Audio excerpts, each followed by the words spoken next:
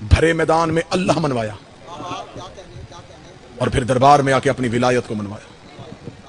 دشمن کے دربار سے جو مرحبا کی صدائیں سنتا ہو اسے رضا کہتے ہیں۔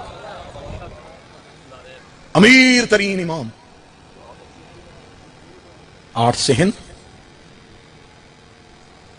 مشہد میں امیری، نوکروں کا بادشاہوں جیسا استقبال، سونے کے دروازے اور چاندی کی زری، اور زیارت میں لکھا ہے السلام علیکہ یا غریب الغرب۔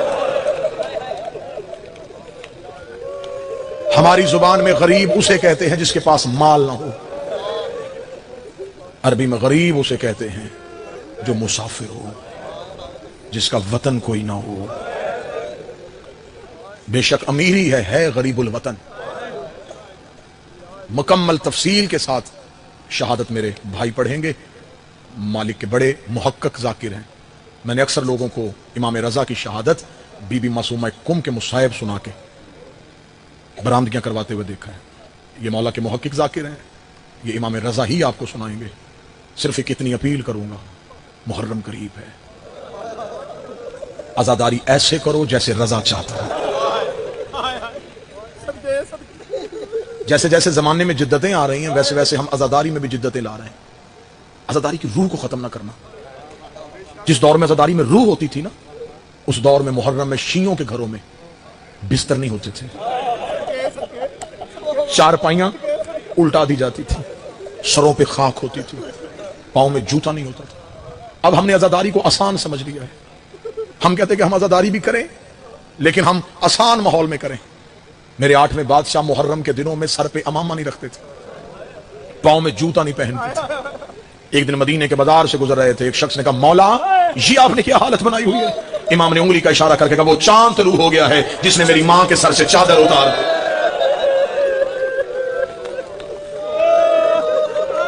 اجرو کو میں نے تو مجھے پوچھ رہا ہے کہ میرا امامہ کیوں نہیں؟ محرم ایسے منانا جیسے آل محمد چاہتے ہیں۔ مدینے کے لوگ کہتے ہیں کہ ہم نے آج تک محرم کا چاند آسمان پہ نہیں دیکھا۔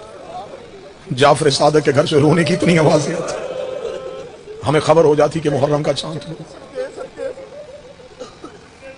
یہ جس کلین پہ تم آ کے بیٹھتے ہو نا، تمہیں حسین کا واسطہ اسے معمولی نہ سمجھو۔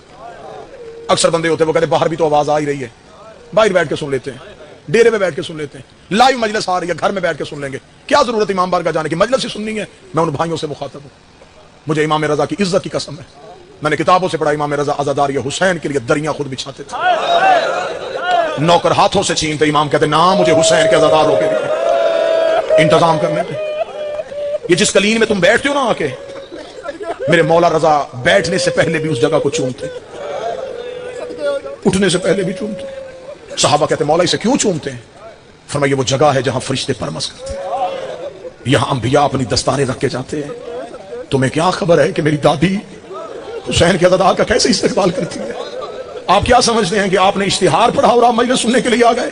مجھے غازی کے علم کی قسم ہے تم جتنے مجلس میں آئے ہو، مجلس سے ایک دن پہلے زارا ہر ایک مومن کے گھر جاتی ہے، رو کے کہتی کل میرے بیٹے کا جنازہ اٹھنا ہے، میں تجھے تیرے گھر میں دعوت دینے کے لیے آئی ہوں، میں تجھ سے وعدہ کرتی ہوں میں تیرے گھر کی ضامن ہوں، میرے بیٹے کے جنازے پہ ضرور جانا۔ ماں باپ کو وہ رشتہ دار کبھی نہیں بھولتے جو جنازوں پہ آئے ہوں۔ امام رضا علیہ السلام اتنی محبت کرتے تھے عزاداری سے کہ امام اپنے گھر میں پورے 10 دن محرم کے عزاداری برپا کرواتے، بس زیادہ سے زیادہ 1.5 منٹ امام نے اپنے گھر میں عزاداری کا انتظام کروایا، کیونکہ مجلس موضوع امام رضا ہے، شہادت بھائی پڑھیں گے، ایک درس سنا، امام نے اپنے گھر میں عزاداری کا اہتمام کروایا۔ روتے ہوئے امام کہنے لگے اپنے نوکر سے اٹھ دیبل خزائی کو بلا کے لا۔ یہ ذاکر شبیر تھا، مرثیہ خان تھا اور شاعر تھا۔ امام نے کہا اسے بلوا۔ نوکر دوڑا جا کر دیبل کے دروازے پہ جا کر تجھے رضا نے بلایا۔ دیبل جلدی سے امام رضا کے گھر کی طرف چلا، کتاب کہتی ہے دروازے پہ دیبل پہنچا تھا، امام جہاں بیٹھے تھے وہاں سے اٹھے، دیبل کی طرف تیز قدموں سے چلے۔ اگلا جملہ کہوں گا جہاں سید بیٹھا ہے چیخ سے پتہ چل جائے گا، جا کے دیبل کے گلے میں باہیں ڈال کے کہتے ہیں میری دادی کے مددگار تجھ پہ میرا سلام، اے میری ماں فاطمہ کے مددگار تجھ پہ میرا سلام۔ دیبل کا جسم کانپا، امام ہاتھ پکڑ کے مجلس کی جگہ پہ لے کے ذاکر حسین کا چھوٹا ہو بڑا ہو احترام ضرور کرنا، وہ نام لیتا ہے حسین کا۔ امام اسے لے کے امام آ کے کہتے دیبل محرم آ گیا ہے، तूने मेरे दादे हुसैन पे कुछ लिखा नहीं? देवल कहता मौला रात ही मैंने नया मरसिया लिखा है। इमाम कहते सुना ना मुझे। देवल खड़ा होकर पढ़ने लगा, मुझे गाजी के अलम की कसम है। इमाम रोके तो रुक, खड़ा होकर ना पढ़, मिंबर पे बैठ के पढ़। देवल रोके था मौला आप कहां बैठेंगे? फरमाया मैं तेरे सामने मट्टी पे बैठता हूं। देवल रोके था मेरी जुर्रत है नौकर मिंबर पे बैठे और बतूल का बेटा जमीन पे बैठे। इमाम रोके कहते तू जाकिर हुसैन बन, मैं थोड़ी देर आजादार है हुसैन।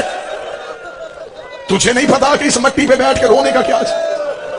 मुझे हुसैन का आजादार बनने दे। देवल कहता हुक्म इमाम था, तमील मुझ पे वाजिब था।